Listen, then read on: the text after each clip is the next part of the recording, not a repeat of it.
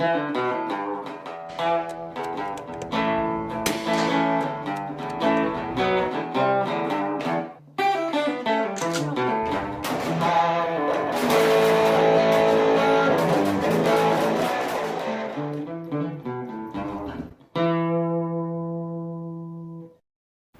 wanted to take a moment and share in a video a major life change that I've been going through for the last couple months, and I've kind of just hit that change right now.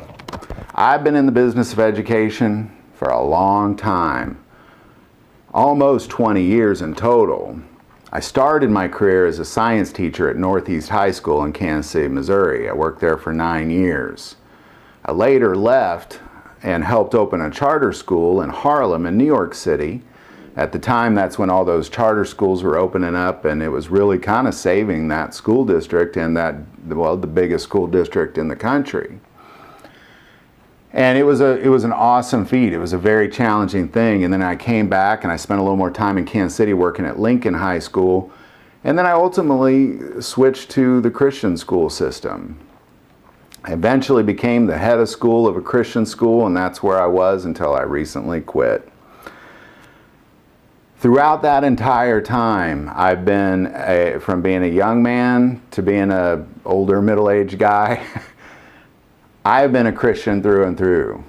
I strongly believe in Jesus Christ and what He came and died for, and I strongly believe in the church, that it is the bride of Christ. What I have seen in my 30 years as a Christian man who loves Jesus and loves the church is I have seen something very different, very, very different recently. I can only speak to the two counties I live in and work in. I live and was born and raised in Jackson County, Missouri, but I work in Johnson County, Missouri. And there was a point over the summer where I was going through the Revelation series, and I got to the part of Revelation where I talked about the corrupt church, and I was in Washington at the time. And I made a video that was just uncanny, uncut. I kind of just let it out, what I think about the church and what God has to say about the church. And when my wife saw the video, she said, "You messed up. You're going to lose a bunch of your fans. A lot of people are going to be angry at you. What you said is probably going to make most of the people that watch your channel upset." Within 24 hours, that video had over 60,000 views with tens of thousands of thumbs up and only a few thumbs down. And everybody was commenting, "My church in Oklahoma is corrupt. My church in Canada, my church in Australia, my church in England." All over the world, people are having these exact same experiences. And at the time, anger started stirring. The Spirit of God was stirring in me, and it was stirring up a righteous anger in me about the corruption of the church. And it is a righteous anger. God is not okay with what it is the church is doing in America and apparently all over the world. They're consuming resources unlike anything else, and there's hypocrisy unlike anything else. As a Christian ministry, as a little tiny country Christian school in the middle of a county, Johnson County, that desperately needed funding to teach kids about the Word of God in a school, my personal church, a big mega church in the town I grew up in that has a budget of $20 million, could not help buy 3 window unit air conditioners when I first started there because I just wanted all the classrooms to have air conditioning. However, $25,000 guitars are on their budget. Big churches all over Johnson County doing literally nothing to help the common man or the community or their neighbor, yet they're consuming millions to simply put on the Sunday show. They are consuming the sacrifices of the altar, and God is not okay with it. And in the Old Testament, God turned a guy inside out for consuming the sacrifices of the altar. There's a prison ministry in Johnson County called Standing in the Gap. Find them on Facebook. Help those guys out. They're awesome. But they reached out to me one time because as a school, we actually tithe. That's, I could give a whole sermon on tithing and how important it is, but we tithe because we needed money and we were leaning on God, not on man, to do it.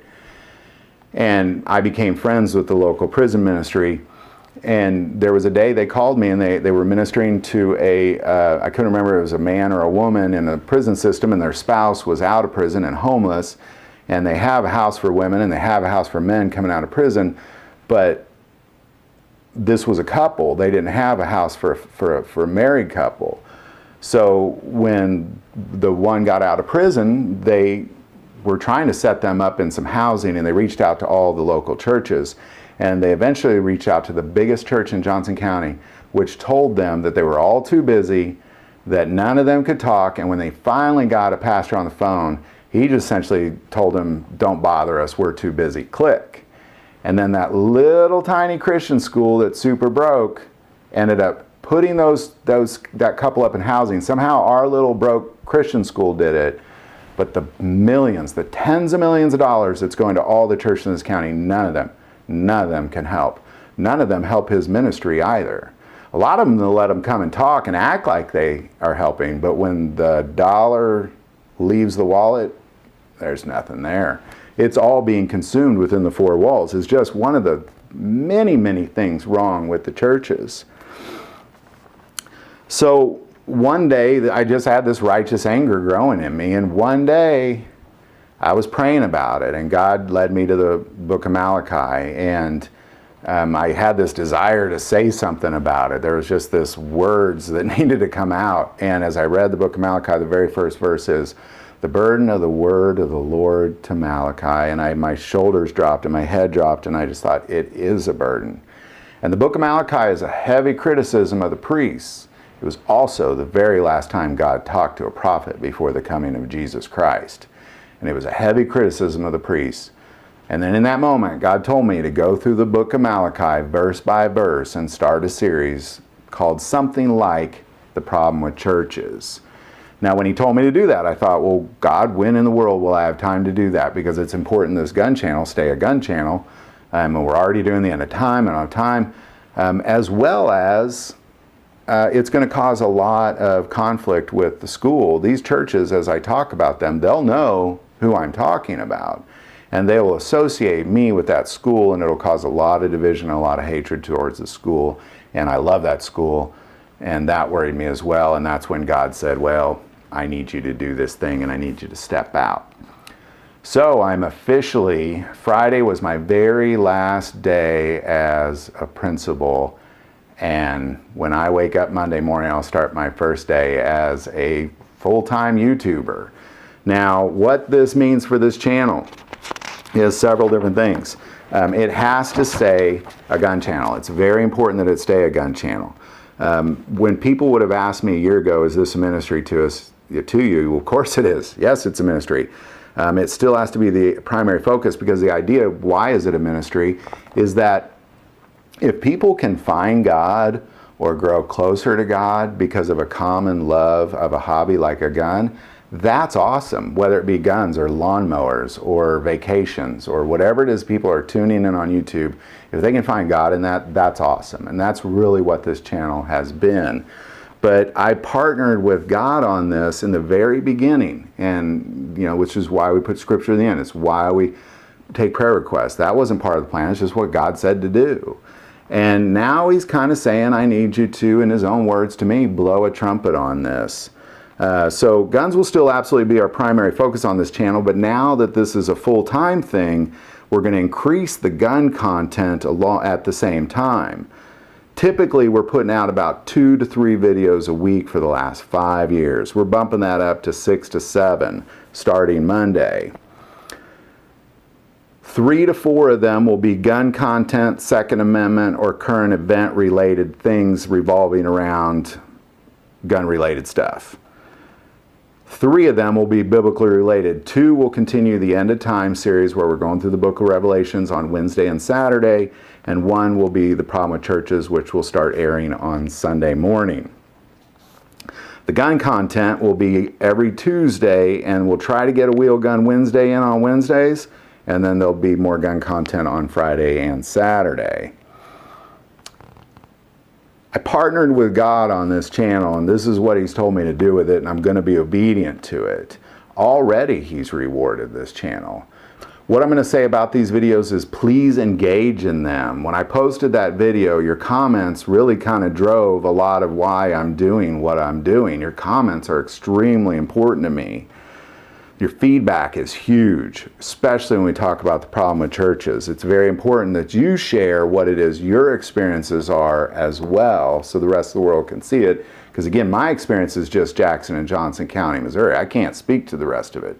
Only you can speak to the rest of it. Also, your ideas have led a lot of the content that we put on this channel. We often put out a video, hey, what do you want to hear about? And your feedback drives a lot of the content on this channel. Oftentimes, the best ideas really do come from you. So, you know, having more time to put out more content is gigantic, because for 5 years I've been the head of a school and putting out videos at the same time. And now that I'm just putting out videos, it's pretty exciting. It's an exciting page. I'm honored that God is using me in this way to blow a trumpet on what the bride of Christ really looks like, and the consumption of the sacrifices, the altar, and what that looks like. I can't wait to get through this series. We're going to go through Malachi verse by verse, and then I'm going to compare it, what God's condemnation on the church is, to my own experience along the way. And then I'll also share some of your all's experience along the way as well, as you give that feedback. I'm going to miss education tremendously. I always jokingly said I've been in the business of education since I was in kindergarten. It's just one side of the desk or the other. I've always been in school. I started kindergarten, and then I went all the way through high school, and then through college, then went back and got my master's, and then I started teaching. I've always been in school, whether I've been a teacher or a principal or a student. I love the business of education, and I'm going to miss it tremendously. I love that little school. If you ever feel a desire to give to Johnson County Christian Academy in Centerview, Missouri, I highly recommend you look them up and you give to them. It's an awesome little school. So, you know, that's kind of what I'm going through. Monday starts the big day. I've spent the last several weeks just getting a new principal in place and kind of help him just find his way through. And my last day as a principal was 2 Fridays ago, but my last day actually on the job was just yesterday. And then Monday, it's a whole new beginning. And God, Family, and Guns has just taken a whole new step, and God is going to bless the heck out of it. So I think what's going to happen is, a year from now, this channel is going to be in a place where I could have never even imagined it. I don't even know what it'll look like a year from now, but I know that God is in the driver's seat, and I can't wait to put this content out. Please give your feedback and let us know what you think. But yeah, I'm done with education, 20 plus years, and it ended yesterday. So if you like this video, click like and subscribe. If you feel called to support our channel through Patreon, that link is below. But the most important part of this channel is we take prayer requests, so never hesitate to send that in. Thank you for watching this episode of God, Family, Guns. And as always, love God, love your family, and love guns.